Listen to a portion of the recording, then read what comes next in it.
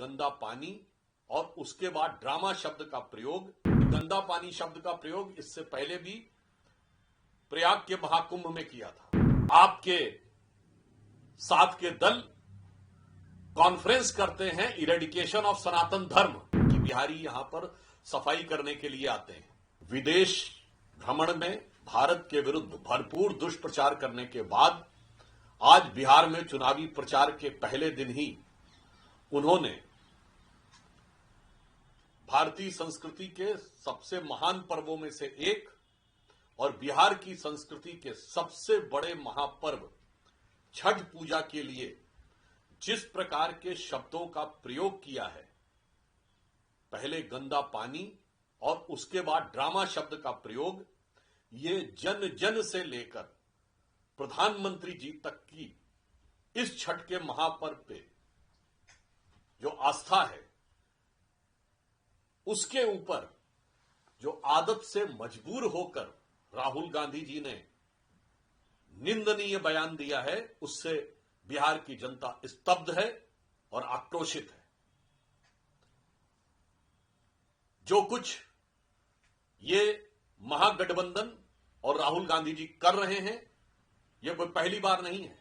उन्होंने गंदा पानी शब्द का प्रयोग इससे पहले भी प्रयाग के महाकुंभ में किया था और श्री राम जन्मभूमि के उद्घाटन के समय उनको नाच गाना नजर आया था और आज छठ के महापर्व पर उनको ड्रामा नजर आ रहा है। ये उनकी भारतीय संस्कृति विरोधी, हिंदू धर्म संस्कृति विरोधी और बिहार की संस्कृति के महान प्रतीक में से सबसे प्रमुख पर्व के प्रति उनके मन में जो तिरस्कार और घृणा का भाव है, वो उसको दर्शाता है।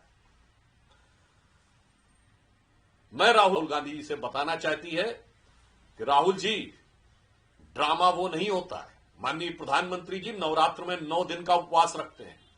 श्री राम मंदिर के उद्घाटन के समय 11 दिन उपवास रखकर व्रत रखते हैं, शुद्ध शाकाहारी हैं। ड्रामा वो होता है कि एक तरफ आपके साथ के दल कॉन्फ्रेंस करते हैं इरेडिकेशन ऑफ सनातन धर्म, यानी हिंदू धर्म का समूल नाश। फिर विदेश में आपके लोग वो कॉन्फ्रेंस करते हैं डिसमेंटलिंग ग्लोबल हिंदुत्व, यानी संपूर्ण विश्व से हिंदू धर्म को नष्ट करना, और आप कहते हैं कि हिंदू धर्म की शक्ति से लड़ना है।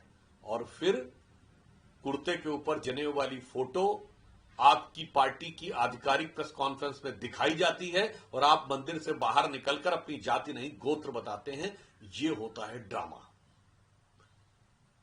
और मैं महागठबंधन की तरफ से ख्वाबों ख्यालों के सीएम उम्मीदवार तेजस्वी यादव जी से भी पूछना चाहता हूं कि ये बिहारियों के अपमान की कितनी लंबी श्रृंखला आप बर्दाश्त करने को तैयार हैं। पहले आपने एक ऐसे राज्य के मुख्यमंत्री को बुलाया, तमिलनाडु के मुख्यमंत्री श्री एम.के. स्टालिन को, जिनके मंत्रियों ने ऐसे अपमानजनक शब्द बोले, हम किसी को छोटा बड़ा नहीं कहते। उन्होंने कहा कि बिहारी यहां पर सफाई करने के लिए आते हैं, अर्थात बिहार की स्वाभिमानी श्रमिक जनता का अपमान आपने बिहार की धरती पर करवाया। उसके बाद आपने एक ऐसे मुख्यमंत्री को बुलाया, तेलंगाना के मुख्यमंत्री श्री रेवंत रेड्डी, जिन्होंने सीधे बिहार के कुर्मी समाज का नाम लेकर कहा था कि बिहार के डीएनए खराब है। यानी आपने बिहार की जनता का अपमान कराया। और अब बिहार की श्रद्धा के सबसे बड़े केंद्र छठ महापर्व का इतना बड़ा अपमान करवाकर आप बिहार की जनता की कितनी बेइज्जती अपने महागठबंधन से करवाना चाहते हैं। मेरा मानना है कि बिहार की जनता इससे स्तब्ध है, आक्रोशित है। भारतीय जनता पार्टी और एनडीए इसकी घोर निंदा करता है, परंतु मुझे लगता है इसके साथ ही बिहार की जनता संकल्पबद्ध है कि बिहार के निरंतर अपमान और भारत की धर्म संस्कृति के निरंतर अपमान की जो हिमाकत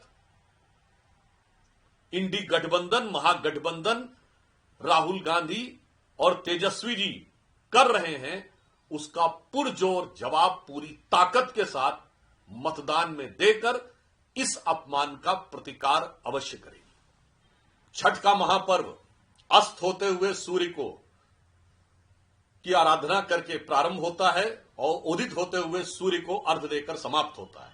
तो निश्चित रूप से इन चुनावों में बिहार की संस्कृति और श्रद्धा के इस प्रतीक के इस अपमान का प्रतिकार करते हुए बिहार की जनता महागठबंधन के सूर्य को अस्त करने और प्रधानमंत्री श्री नरेंद्र मोदी और श्री नीतीश कुमार जी के नेतृत्व में एनडीए और भारत के उगते हुए सूर्य को अपना समर्थन देकर नए भारत का मार्ग प्रशस्त करेगी। और इसे में बिहार के प्रसिद्ध कवि रामधारी सिंह दिनकर जी की उस प्रसिद्ध पंक्ति मुझे याद आती है, जो उनकी बड़ी प्रसिद्ध कविता थी, मेरे नखपति मेरे विशाल। उसकी यह पंक्ति कि प्राची के प्रांगण बीच देख जल रहा स्वर्ण युग अग्निज्वाल। ये बिहार की जनता के लिए विचार करने का विषय है कि प्राची के प्रांगण बीच देख जल रहा स्वर्ण युग अग्निज्वाल, तू मौन त्याग कर सिंहनाद रे तपी आज तपका न काल, नवयुग शंख ध्वनि जगा रही, तू जाग जाग मेरे विशाल।